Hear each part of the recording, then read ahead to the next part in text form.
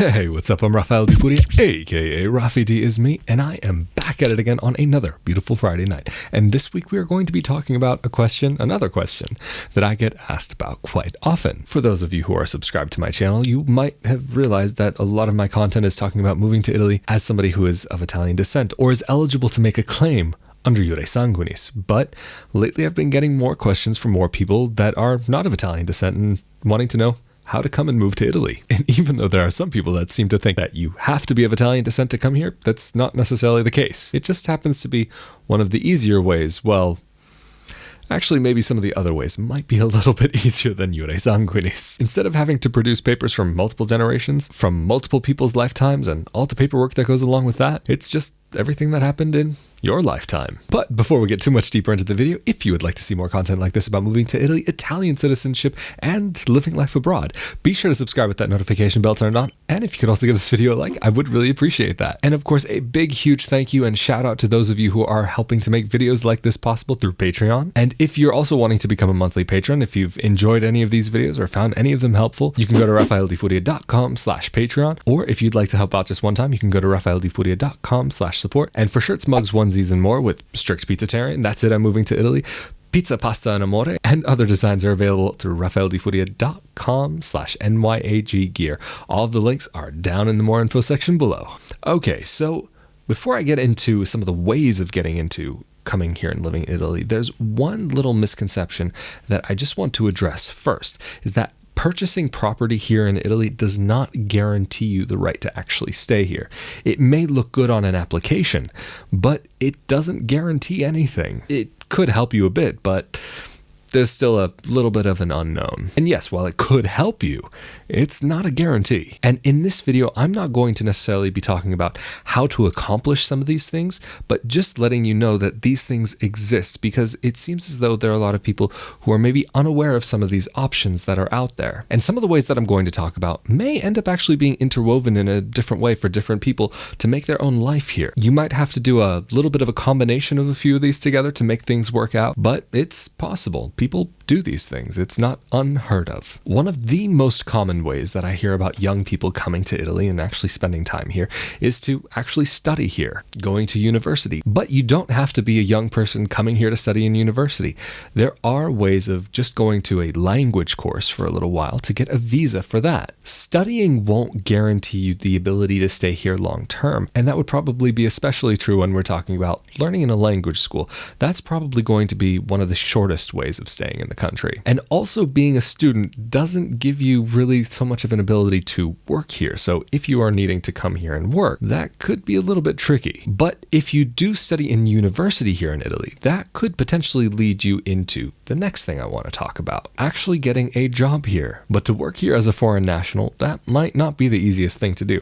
So in most cases, you'll probably need to get a job to sponsor a visa for you. But to go from a student permesso di soggiorno to a working permesso di soggiorno shouldn't be too difficult if you're able to find something here. But you may actually have to leave the country to apply for the next visa so that you can actually remain here. When we're talking about a job that might sponsor a visa, generally we're going to be talking about larger companies here, so an education would probably be necessary, but may not be depending on what field you're in. But a field that may not require too much of an education, especially if you are a native speaker, is teaching English. However, teaching English is a field that can be good, but it can also get a little sketchy. And there are schools in the country that I have heard of that do hire people illegally and end up getting into a bit of trouble. Not only that, but the people who end up working for them don't realize that it's not legal. Like, I recently remember reading about a situation somewhere on Facebook where there was a group of young girls, or a couple of young girls that were down in Rome. They were illegally hired to do some work. I believe it was either teaching English or giving tours, but they had been working here illegally. They came here on tourist visas, overstayed, and they were working here. Then the business that they had been working for was raided, and because they had documents there of some sort tying them all together, officials found out, they caught wind of what happened, and these girls were then arrested and deported. And if you are arrested and deported in this way, then there is a very good chance you will be barred from entering the country for at least a short exclusionary period. It could be a few years, it could be longer than a few years, or depending on the crime, it could be that you're never allowed back. But if we're talking about working in Italy, there's another way to potentially get a visa here, and that is by starting your own business. Getting a self-employment visa is not supposed to be one of the easiest ways of getting in, but by starting a business in Italy and being able to show that you can support yourself, there is the potential that you would be able to get your visa all sorted out without any problems. Probably the easiest way that I know of to get to Italy is actually to retire to Italy. As long as you can show that you will be able to financially support yourself, from what I have heard, getting a visa to come to Italy in that way shouldn't be that hard. But when it comes to certain things, you will be restricted, such as access to medical services. You'll have to pay for them, but when you're comparing the services in Italy with the cost of services in America, they end up being quite a bit less expensive here. And like so many of my videos are devoted to talking about citizenship through descent, many people, especially in the United States, because America is a country made up of immigrants, not everybody will be eligible, but many people might find that they are eligible for a passport that they never would have realized. If you have German ancestry, especially if you are of Jewish descent, you might be entitled to German citizenship. Or if you are of Irish descent, you might be eligible for an Irish passport. Or if you're of Polish descent, maybe there's a way for you to get Polish citizenship. There are a few countries around the EU that do grant citizenship based on descent. So if you are of European descent, it is worth looking into your family tree a little bit and where they came from and the laws of those countries now in 2019 to see if maybe there is a way for you to get a new passport. Some countries will be easier, some countries may be a little bit more difficult. For example, if you are of Hungarian descent, or if your family lived under the Austro-Hungarian Empire at some point, then you might actually be eligible for Hungarian citizenship, and that would even include people who have family backgrounds from northern Italy. However, from what I have heard is that learning Hungarian is a requirement. Or if you are of Latin American descent and you are a native Spanish speaker,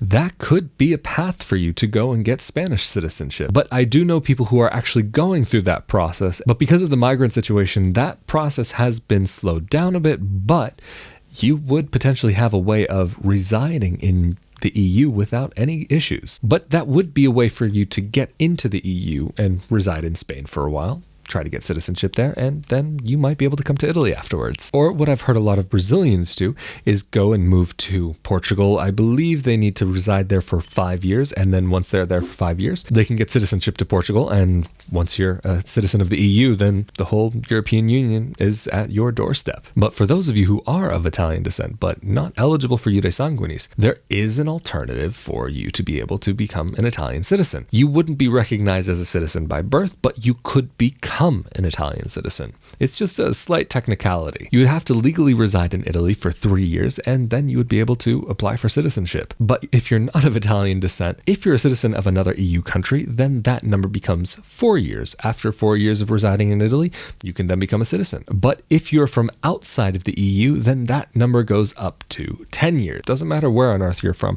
As long as you're residing in the country legally for that period of time, then you have the possibility to get citizenship after 10 years. But for people who are in the country based on humanitarian reasons, refugees, and so on, that number I believe is 5 years, but there seems to be some talk of things changing. So you might want to do some more digging into that if that happens to be the situation that you are in. So for those of you who have been wondering about this, I hope that answered your questions. But if you have any more, feel free to leave them down in the comment section below. And who knows, maybe at some point your question might become the topic of a video. And if you did find this video helpful and you know other people who might be helped by it, feel free to share it with them. And if you would like to see more content like this about moving to Italy, Italian citizenship, and living life abroad, please be sure to subscribe with that notification bell turned on. And if you could also give this video a like, I would really appreciate it, as it does help out the channel. And also, if you would like to help make more videos like this possible on a monthly basis, you can go to rafaeldifuria.com/Patreon, or if you'd like to help out just one time, you can go to rafaeldifuria.com/support. And of course, shirts, mugs, baby onesies, and more, with all different sorts of designs. That's it on moving to Italy, strict pizzatarian, pizza, pasta amore, and more. You can go to rafaeldifuria.com/NYAG gear, and of course, all of the links are down in the more info section below. And as always,